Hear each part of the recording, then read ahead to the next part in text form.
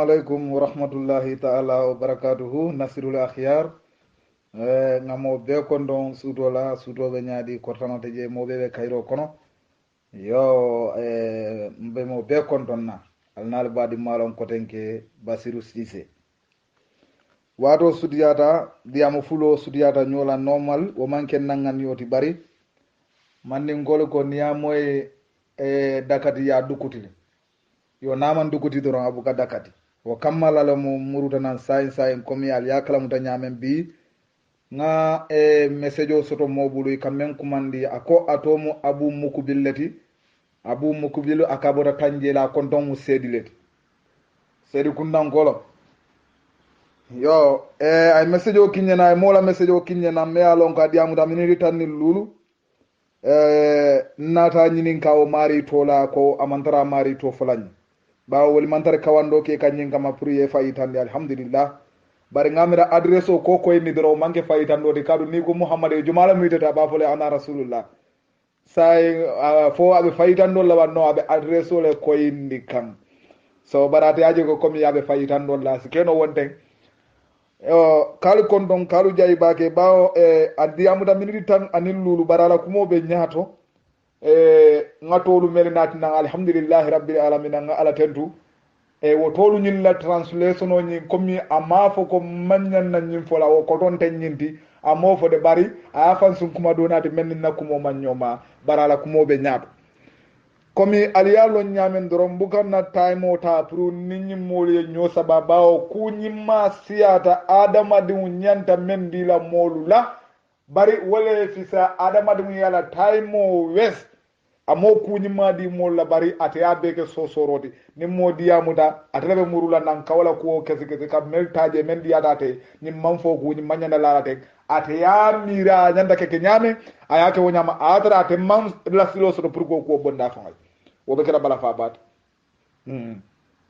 badal yalo ngonte miniti jama be diamundi la kaje ko mbena mole radulay kamen kumandi Suleimani Touré la ya fo nyele de Abu Mukbilu iko yemen na message o kinyena to mu Suleimani Touré let yo wa Suleimani Touré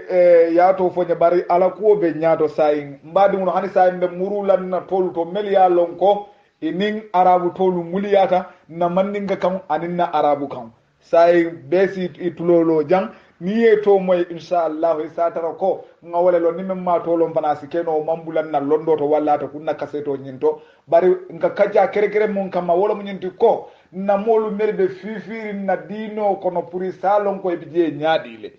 ka ngatan dalla konko Hebrew to manke ko ni mole to la ite kala muslimoti no arabu to manke ko ni mole to la ite kala muslimoti no bara manke pakistani to la mu ni ole to la ite kala no adama dingu nyante tola meya lonko ate ya lonko nyimmu tole da ani tela kan wol manyoma nadi ade fulol ka fo yoro e ka fo sellu e ka fo pate e ka fo to woto ni atara ko nyin tolu fula kunda amanke je tanoti fulol si tola no alale anu mento mu yoroti already amanjare nin usasol yebe yafo e to tela ye to fali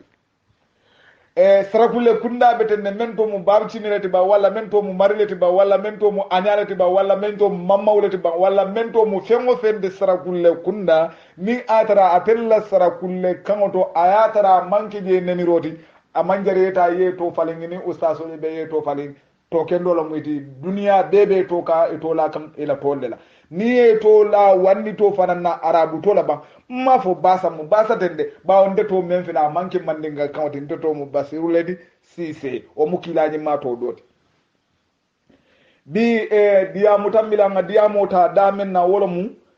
kila nyima fangati bari bi binala kacha kuma sela jomalela wolo mu ahlul baitol kila la ahlul baitol yol lonne wolo mu kila mamare mulitu adimma fatimata dingulu e kafo le ko ahlul baitol mel bota wol bala fokana bula bi ndel kamel ko mande sirifol misalo kamala fonni ko ya bari muso fenga lahi da ko na muso fere kono bala na wuluta na keda dim musoti mbe tele tolala na keda din kewde dum ike mambole tolala misalo kamala bari sai muso nyin nata konota anata fulanni woni wulu o fulanni woni nata ke kewol dam malet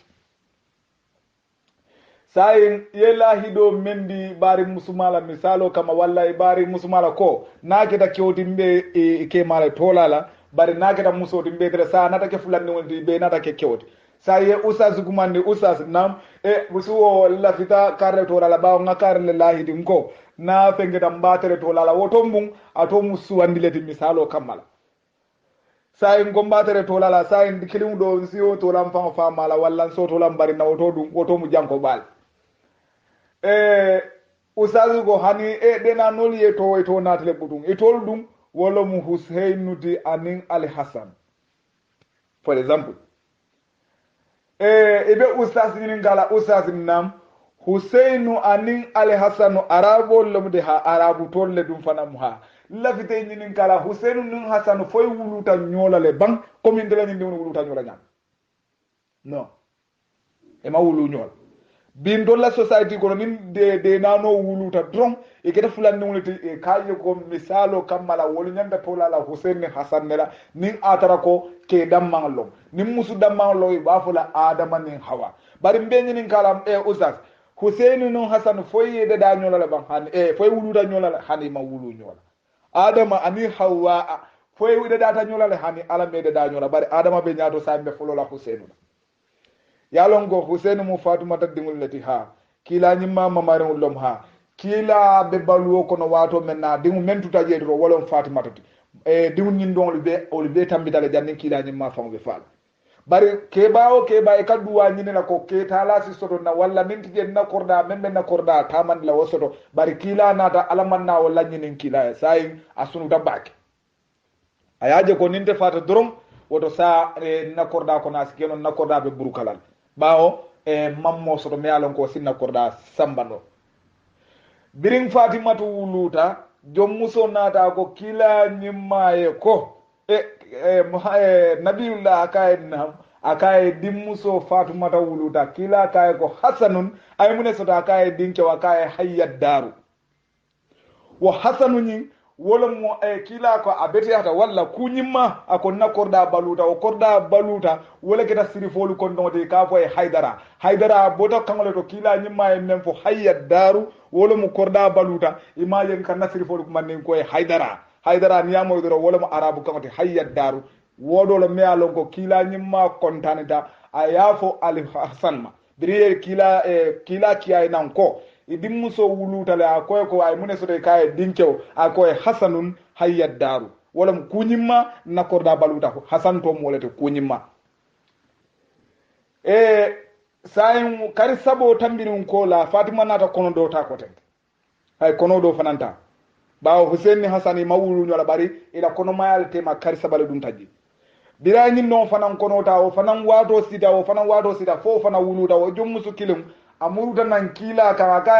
akaye fatima ta wulutal kotenge kila akaye mune soto akaye dinkewa akaye ali husainu hayyat daru akaye beteya fula na korda balutale sayi kila ko nata keri amma marimulu wolle mala korda balundilade e koye haydara nderi mandin kol ka fa haydara bare arabu kongole kam men ko mandi hayyat daru wala mo korda baluta ko min ngaya ya translate nyame ya kilimo mo nyintide wala mo balutati yena muru ya ko hayyat daru korda baluta wala mo haydara ngaboto nin atara ko akeda muso nin kewaldi mune ati nan nim tali kaje ko a nyanda ka tola adama ni hawa dorne lango ni ko nyin dinni mun yeto nadle kewoy bo tola la adama la muso bo tola la hawa lambal nyin kala ngo adama nin hawa foyda data nyola le bang hani manda da nyola adama le folo da data ala kide o kamal ma man da fe nyem mulunta tela sai ala nata hawa da hawa ya hawa lon arabu kan walla mu hawa ati walla mu kafunyo bawo tumo kafunyo ta la kilindoron dum adama mu kilindoron ne tinu wotumo am kan da fe nyem nata muluya birin ala ya da ala kay ko nyimmu hawa ala te walla munti arabu kan to niya translate na manninga kan no walla mu kafunyoti ko be bekki deri ndame do modo dilay ko nyina mu kafunyoti sai walla mu hawa ati bari adama say niya translate in english fonko wala arabic la ay translation fula soto bari kilin nte sonta wala wala mu mofim adama mu fimulet niya translate nte laman ninga kamala iba fole le fimma niya translate in black la iba english la aba fole le black ya fam so je wala mu adama koto wala na lonna jamana ta na kamben ko hanni atara kunde bare adama to ya fanfole wala mu adama mu mo fiŋole ngabor ngata to do to kamen kumande kilala saybo dobi je me ya lonko e ka fa abubakar abubakar ni ya falun tolla mandinga kamala ni tata original language to bawa abubakar lo bari abu bikir lo wolo mu sungudo fama ya famle sungudo fama sai afonye ban ni nyim falun tolla mandinga kamato fa sense make leba no ama sense make beda men tandi kala wolo mu nyinti ko islamo manna to la bari islamo nata to men na men sahayata ita ka kawo kamfo sai abubakar e ka kuma ni sungudo fama la sungudo joma fama sai ni te to la abubakar la yeto kuma ni sungudo fama la sungudo joma la fama muitati la fa wala lon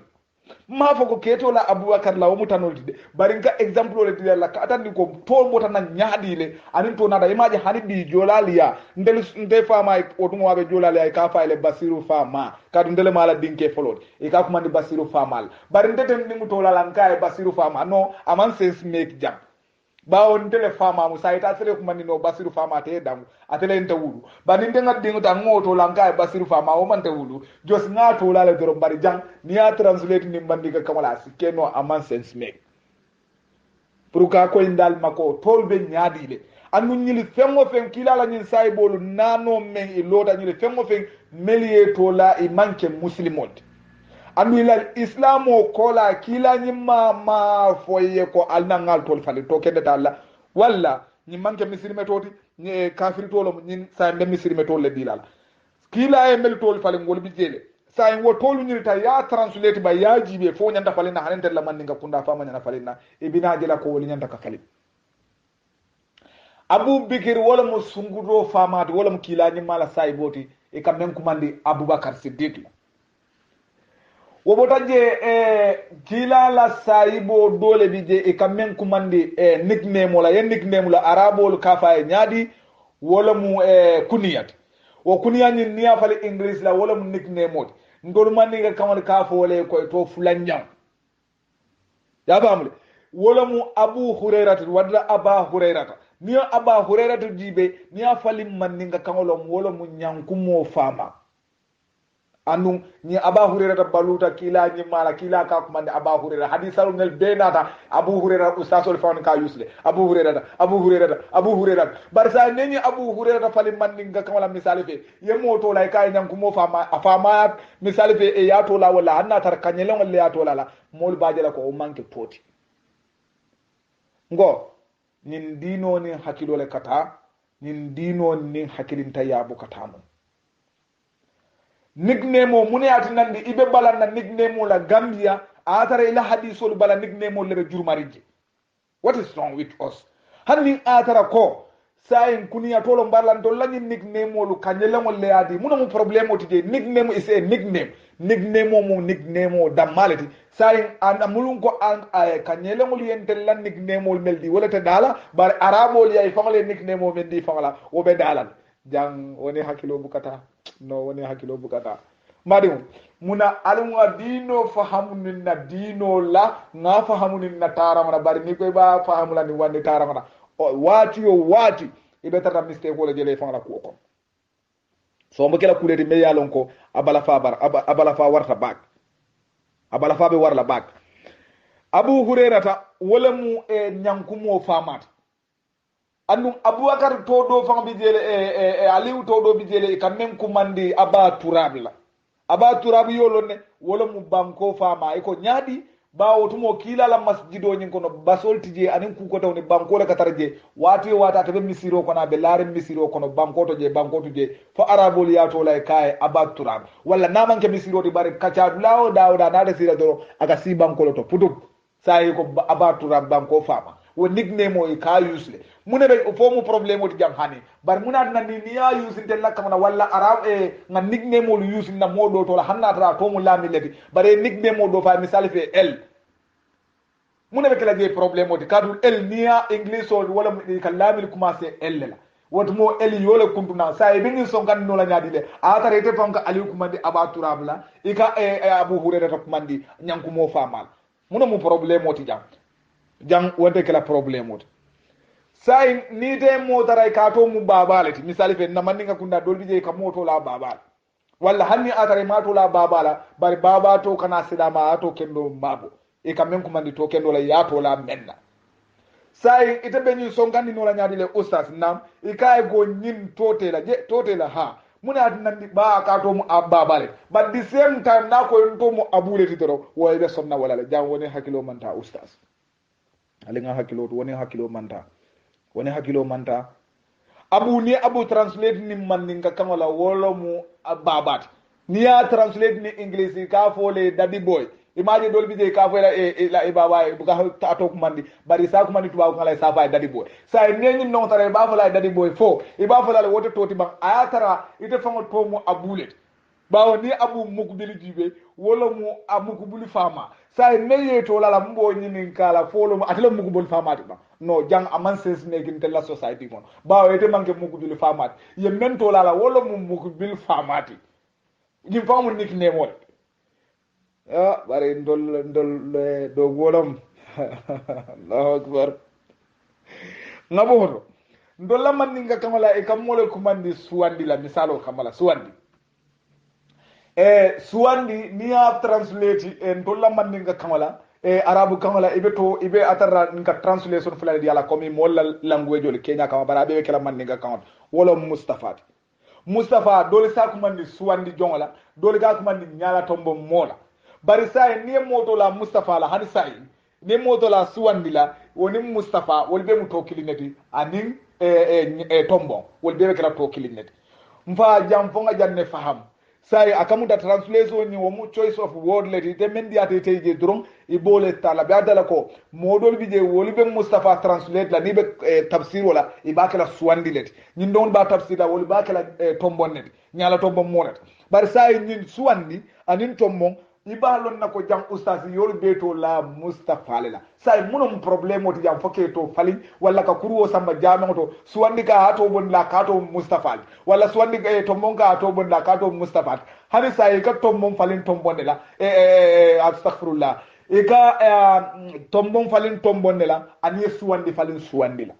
so jam fonga dino taninde muna Gambia amman jere alika kuruota alikata sang alikata jamion to konyin tolle bala albita welle bondal be arabu tolle la la faulu kunna what is wrong munenin dino e nyoma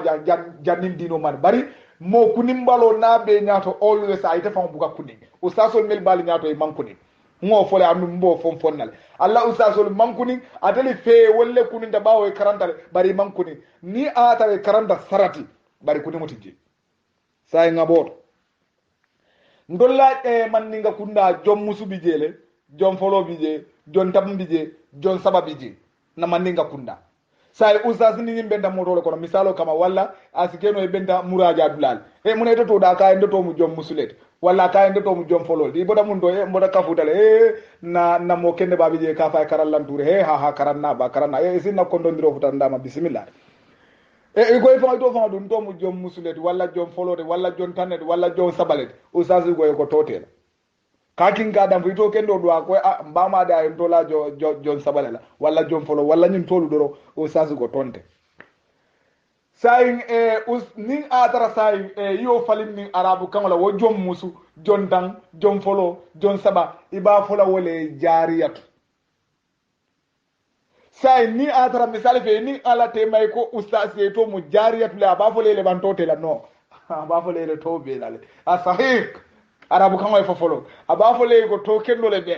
bar sai ni jariyatu falin ni man nga kan wala wolom jom musut walla jon dandi walla jon folodi walla jon sabati sai ustaz balanja kar fala nawo ka finja ko tote la muna mu problème odi ngale ko kuningum de londo kuningum mantara lon kayta jama karanto kuni ube mento dro wala nyinti yemen kara yite mune proof no e fonga yite pour isa ko ko to lonno bare maaje nabi nyim dinniwni be to nyininka billahi walla tallahi to nyininka nyem dole to foye bukalo wo to fonga botanam min to ma fan abu mukbil ko a seri gunnan ko da ko ate musunna mo ta fama musunna modi wala na fama ya to la abu mukbil bar abu mukbil ni afari manni ka kala wala mukbil fama sai mukbil fama malum fodi mo fama bate bul men to mukbil ti bam malo ngaboto abdullahi kilani ma fama ka men ko mande abdullahi la ni ya falin ni manni ka kala yo lonne ba wala mu alabatuti alabatu ni alabatu sayi ni alatema ni atara ko ite tomu alabatu leti ni ustaso benta e ka ko e to dum e kam même fange ni tata din no dundi la karambu ya to sambana e ka to dum na tomu alabatu leti ka to falin jele fam din ni ka to falin jele ko to kende tar e ta ni arabu tol dial me alo ko tel fam malo fam minim munet fam e ta auto sifa dial sai alabatu ni ya falin ni man nga kama fonko la to di arabu kamala wala mu abdullahi ni alabatu two translation soto into arabic ya famule wala maryam fana ni ya falin ni man nga kamala ni atara sai musolom me to la alabatu la sai be translation to la maryam le ni atara kewlo me to la no alabatu la ibe translate to la no abdullahi la usas jaay fulobe datal ni musolom waye to la maryam la ni kewlam waye to la abdullahi la woto sai ni alabatu translation o e fulobe soto le ni am maryama jibe man nga kamala wala mu alabatuti ni abdullahi jibe man nga kamala wala mu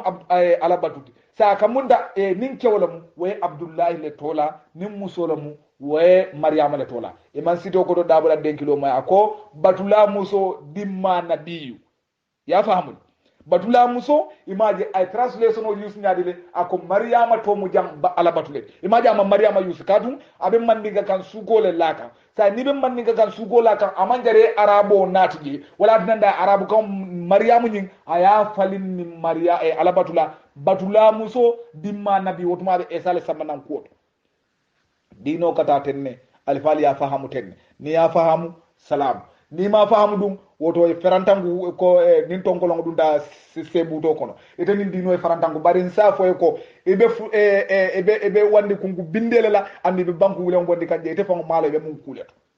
dino fo mol sulata nyine la ngalo ganyo sonkandi menna nafate wala duniya tamita wolulal duniya bu ganyo sonkandi wala scientific ito man katilom misime to la ngele basiru ya fale nko misime to man soto kafiri to man soto fonin ye to la neni rola atel la count bara mangere kuruwo sang eta nyel fulo be fali imaje wo maryama kilun mandin kol ka fa sibo wo sibo nyi muni asabu bawo ye je no le lala sai alfalu ko sibo tilindale maryama tilindale pura e je no ke sai yasumani munela wolo musiboti wonata ke kuniya tindella manika kala so ni e di to la sibo la hanisa ya to la maryama la ni ya to la alabatula hanisa ya to la maryama la ninke wolo muy ba fala ile ko abdullahi jang faale janne faham ngabot nabiyo melo sodata e kamem kumandi nabillahi ilyas no bari ilyas mu arabu kamalati la kamay ka fa nyaadi wala mu elijah wa elijah ni ya falin to lamman ni ka kamale ba fo layle ko alamo yalon hibrul ka ala kumandi ella arabul ka ala kumandi allah arabul la ala kumando ni ya farin ni english wala mu ALLAH ya famule wala mu allah okay bari ni ibru la ba itali kake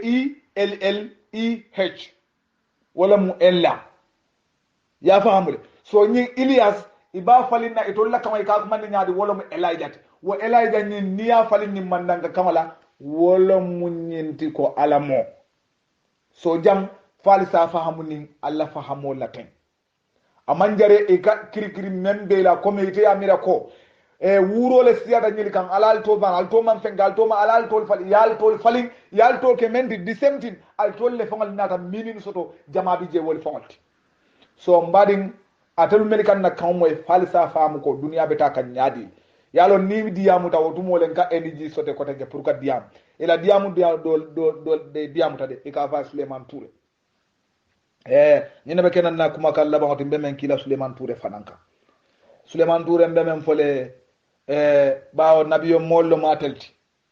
yatelle kinan pour ka toñani fan ya bondi nyoto mambala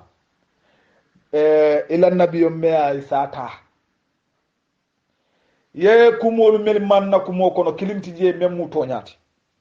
alhamdulillahi rabbil alamina bawo ima fa ko nga translation no me yuso man correct bari te ala adula to da me yalo ko ite fe pour isi ko mo nyin nondi no ite ko mo nyin nondi la nyin ko mo sene abatal Suleiman no nyin ko mo sene abatal bari na ta fo nye ko nye de nyin kafo ko de Suleiman ne fanam ila hakilima bati de e ko be jigi ala baage wodo alla kafo nsa faale ko ala ta hakilima nya nyin ngola bawo Suleiman hakilta ay kumolu landi damen aman kumolu landi je abu mukbil itele message yo nyin sen nyena nyenyi nga Suleiman tola e koy ma tolo e koy ta to fala sorry ba woli ma woli nyin kama fantan do bar nata tolon nyenyi nin ka ite dun nin ala tema Suleiman nyin kuma kan wol meri fo ndedu yole fo bang yembulo ko manje jabi yala dalda sunna moti adal musanni yollet adal musanni yollet adal sunna moti sanni yollo malti bawo sunna mo o ka to nyaale nyin nay to nyaaja ayaso Suleimani ko nde ko alabatu nata fo ko baluta nata fo baluta e be lule natla ba luta ate ko ngole ba duta aka nyinin karo ken tenni alate ma fonte ngam mojele mento mu baduta tiba Suleimani mam baduta nga baluta lef ya haya nga translate ni baluta le ya famu so yo tan na kumo kono e konte famale yo fo bari moto ta keri mento mu badutati nso fo Suleiman murunna audio ka yala moy bang mam baduta fo ngola ndi jamma fon woto man correct ito la no la na wo manke toñaade okay ina da fo ko tenge iko sa ende ko tentu wala mu Muhammaduti sa en foni membe salola ba fo la ko asihadu anna tentu rasulullah Suleiman itele salo bulan nadiyamo kono bari ndelaw minili tan sabo anin sabo salo teje say jang ibatray kanne pour isi jan nondi yewliya la no jela jeeno atara ita la no la jela je faran senegal abonni woto ya yegula do ni bala la dame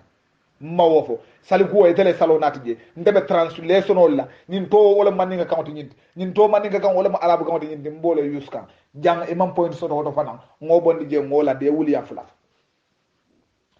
inata fo fanan ko ndeko horomo kamala ndenga jakan ko horomo fo ngafulol horomo fa anin sarafulol horomo yaaje usaso la ka taw baba kele yalo mol camera ko fal mankaran bara sikeno al ka tawle nali karanda sarati tawo fanan balla ko kono mol camera al mamman ni ka kan moy ale man ni ka kan moy al ka tawle ke sabo men beddin ko kono usaso beñi hadiso lon albe ni hadiso lon alka a translate exactly Muhammad ya translate ni nyaabe ke sabo mel ben dunda dingo kono bere ba sugite la dingo dala ifindita je nyaadi horomo kan yole dani finditana mo monni na bara nyima horomo kan wo horomo jang albugo haramu yandi jang bar sa ni ko alifalu horomo kan walla qur'ano horomo kan jang aliko tafsir nin kila nyima kewmen nata kan ka fay ko nin ala sonta anite Suleiman jamu taw balati ñin dongo yo tafsir yo kotolo ñin dongo imo kotolo ibe tawalla ya kotolo pour mun kama kamul batar anin ka faniya ñinin kala molla kumola mol mera kumo fanya kenni won mel dunda bero kono alkafa ko ndanga ni moy birindi nin Allah Islamic Forum e kafo di Allah ne usasol yenyum fompo gambia be ñin long ke sabo men dunda bero di ngoko ye daniro ke horomole kamala jang alma fo wote dala bawo ke onata kila kana kay ko nin ala sonta anite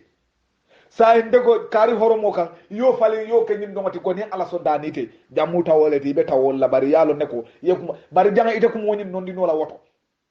ngo bondi je ngola di jam ko fana wuli ya saban jawta e kon danga ustasolu belef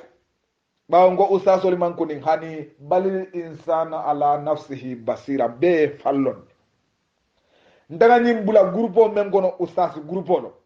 andu ngabula dame mo lonni wala bije mo malonni wala bije alfa le bije yenna ko mo moyle bari say ndolwe ustasi yaani kan ngadi ya tele la bawo ala ya tele kina mo man fello naman ka tolut mo man kara naman ka tolut wala dina nindel ko ustasi dorom na ustasol be kalon ko meter fo mbatel lema imaje man ni be ngani bon la mo sin ko do nin ben nawlo ta ngani kun ka wurle biri ngadi wala ya siyale de wol yalon ko metel fo bawo ngol ngani umantar wol jaato ko bari ngani men be te jaato ko ne maaje birim ben dangol lota ngani kun kan don e taw itame de no wurta e lafta ngi don be bularaje wol dati jede meye kumo ka tati wala tabu kumoti